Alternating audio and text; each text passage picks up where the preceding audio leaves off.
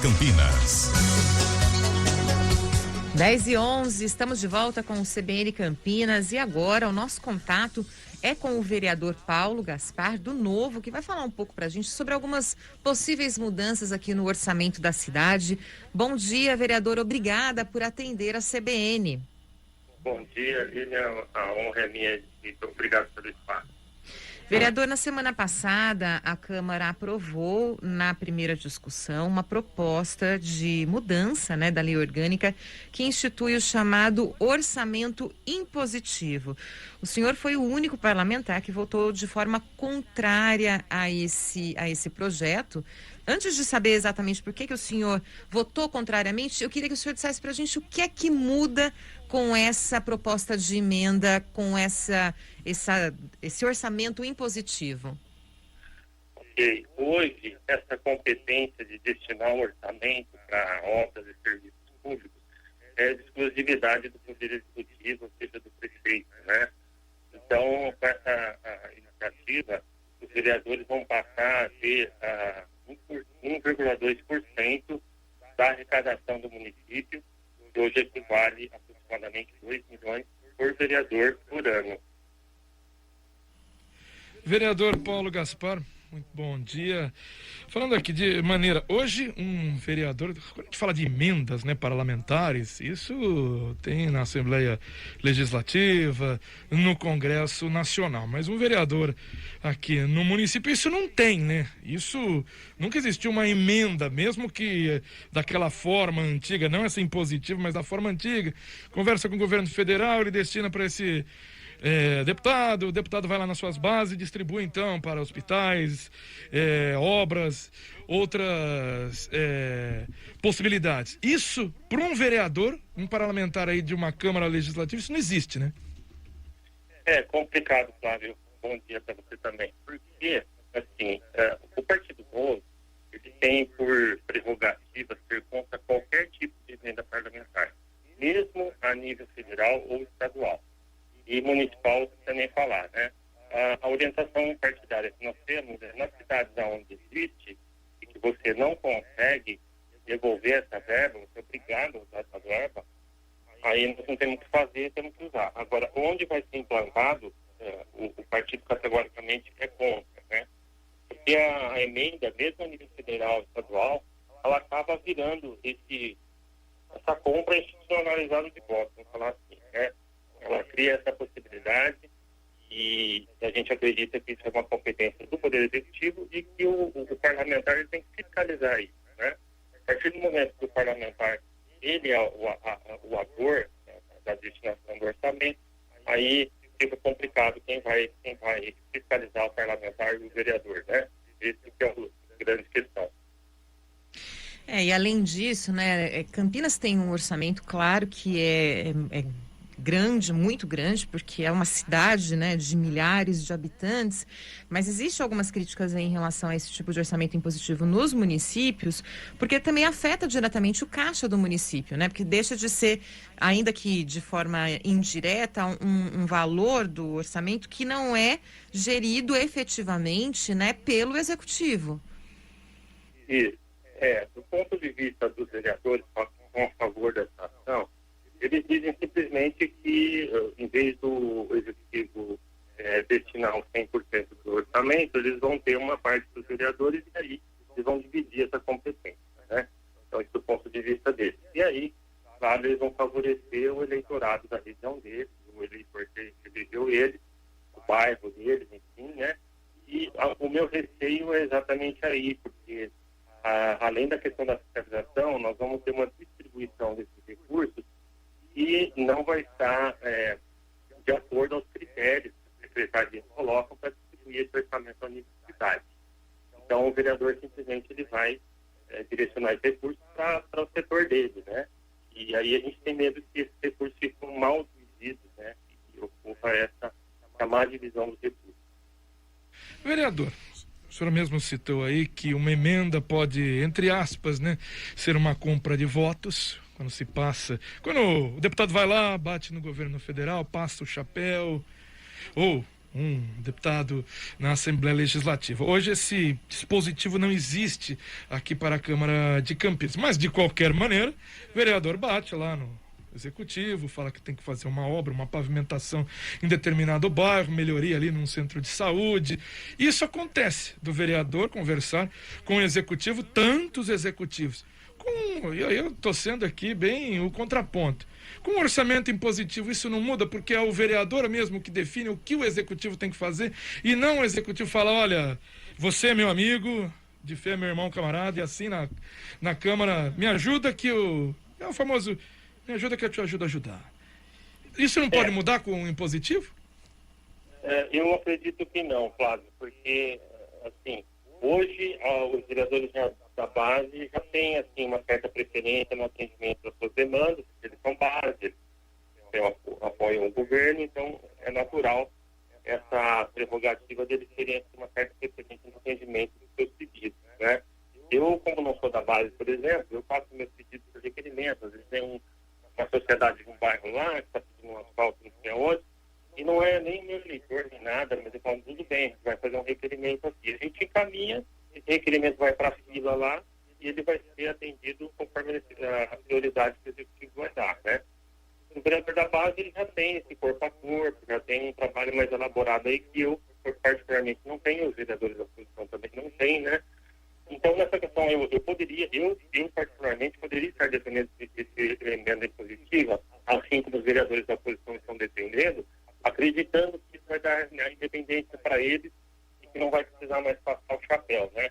Mas eu não acredito nessa possibilidade, porque isso vai ser só mais um plus, né? Mais um reforço. Vai continuar aquela assistência preferencial e aí eles vão ter mais recursos ainda do que eles já têm. E além disso, né, por mais que a gente tenha um número bastante razoável de vereadores em Campinas, são 33, esse tipo, normalmente, né, não há um vereador especificamente para cada região da cidade, porque a cidade é gigantesca, né? Então, esse tipo de orçamento também, na opinião do senhor, poderia fazer com que algumas áreas fossem privilegiadas em detrimento de outras áreas. Lembrando, claro, como o senhor tem dito, né? Porque esse dinheiro certamente vai ser gasto ali onde tem o reduto eleitoral dos vereadores, né? De cada um dos parlamentares. Exato, Lilian. Campinas, se não me engano, deve ser próximo de 700 mais. Nós temos 33 vereadores, né? É impossível o número de vereadores dar conta do recado, e nem é esse o objetivo, né? O objetivo do vereador não é destinar orçamento. Nós ainda não temos voto distrital, né? Então, isso vai ser uma característica do vereador, ele vai ser mini prefeito no município dele, na região dele, mas ainda estamos longe desse processo. Hoje é legislativo e nós temos que fiscalizar o poder executivo. Então, essa divisão de competências não me agrada, não agrada o Partido Novo, mas cada um tem uma visão diferente, né? A gente está defendendo a nossa posição. E se a gente pegar mais ou menos o orçamento, que é de 5 bilhões e meio, significa 66 milhões de reais destinado para os vereadores, não para cada, mas um total, né? Mas de qualquer maneira, num ano, o orçamento seria maior do que 8 secretarias. Mostra duas coisas, né? Como é grande, né, parte desse orçamento, quando se pede o orçamento impositivo. E como tem também secretaria demais, porque se está abaixo do que cada vereador pode usar num total, tem muita secretaria que está lá criada há muito tempo só para colocar um ou outro, né? Sim, Flávio, esse valor que você citou, ele equivale a aproximadamente 16% do orçamento da Secretaria de Serviços Públicos, que atende toda a cidade, né? Então não é um valor previsível, é um valor considerável. Lembrando que metade desse recurso tem que ser usado obrigatoriamente para a saúde, então ele pode ser destinado a um posto de saúde, pode comprar uma ambulância, enfim. Mas o valor é esse mesmo e assusta a priori, né? Vereador, mas muito possivelmente, né, como já passou em primeira discussão e o senhor foi o único, né, que se colocou de forma contrária a essa proposta, ela deve passar pela Câmara de Vereadores e passar a valer em Campinas. Sim, Lídia, isso é inevitável. para um momento como esse, o senhor mesmo cita, né, isso é inevitável, uma proposta de emenda à lei orgânica. Quando a gente cita lei orgânica, é praticamente, a grosso modo, a Constituição Municipal e a lei orgânica aqui de Campinas. Com a aprovação na Câmara, passa ainda pelo Executivo sancionar ou não? E mesmo se for passar com essa, né, imensa maioria, tendo líder de governo, a base completa, o senhor acredita que o Executivo apoie? O Executivo, eu acredito que ele não vá entrar no mérito da questão. Claro que para eles seria melhor não mexer nisso, mas eles vão respeitar, com certeza, está previsto, né, a lei orgânica, e ele não tem poder de veto sobre isso. Então, vai ter uma promulgação da lei pela mesa da Câmara. Vereador, agora eu queria aproveitar aqui a entrevista com o senhor, né? O senhor já falou um pouco aí falou indiretamente sobre a situação da Câmara hoje, né? Que a grande maioria dos vereadores compõe a base do governo Dário Saad. E a gente até aqui na imprensa tem percebido que para o governo nunca foi tão fácil administrar uma cidade, porque a gente tem sentido uma Câmara ainda muito morna, né? Mesmo já no segundo ano, né, desse novo mandato, com pessoas novas, né, ocupando lugares, inclusive com uma bancada até de oposição maior do que na gestão anterior, mas ainda assim a gente tem uma impressão de que a situação na Câmara para a Prefeitura, para o prefeito Dário Saad, ela está bastante tranquila. Como é que é a avaliação do senhor? O que o senhor tem percebido lá nos bastidores? Como é que está a situação da Câmara em relação à fiscalização da Prefeitura de Campinas e até as críticas aos trabalhos que o prefeito Dário Saad vem desempenhando nesse começo de gestão? Então, Lídia, eu me surpreendi positivamente com o Dário e com muitos secretários que eu vinha conhecer depois de eleito. Eu não conheci, inclusive, o Dário, só conheci depois de eleito. Critiquei muito a eleição dele, porque seria praticamente uma reeleição do Jonas, um terceiro mandato consecutivo. E na administração Jonas, vocês sabem que eu fui um ativista muito intenso contra o governo Jonas, porque era um escândalo a cada semana, né? Vocês vão lembrar, desde o aumento de IPTU de 50% até roubo de merenda, escândalo no Hospital do Verde, o Tropicade, o governo com liminar. Então era assim, a gente não tinha tanto, né? Era um escândalo atrás do outro. Totalmente diferente do governo. Então eu, logo que começou, até comecei a criticar já a nomeação dos secretários e tal. Depois eu fiz questão de conhecer um a um, ir lá falar com todos eles. O próprio Vandão eu não conhecia, fui lá conversar com todos eles. Então eu fiquei muito positivamente impressionado, porque foi me aberto todas as portas de qualquer setor, de qualquer secretaria, de qualquer autarquia. E eu pude conversar com cada um deles e estou fazendo propostas, estamos trabalhando intensamente na melhoria da legislação. E é isso que a gente busca, né, como parlamentar. Transparência, poder participar, né? Porque se eu continuar uma ativista de ativista, depois de eleito, eu acredito que o eleitor, a pessoa que me elegeu, ele quer resultados, né?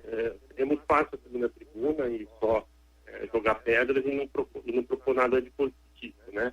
Então, enquanto não aconteceu nada de corrupção, de escândalo, de evidência, nem nada, o governo tem feito muito boas ações. Eu acho que teve uma ótima condição na pandemia, super equilibrada, a gente teve toda aquela polarização, fez uma mini reforma administrativa aí, já, na administração.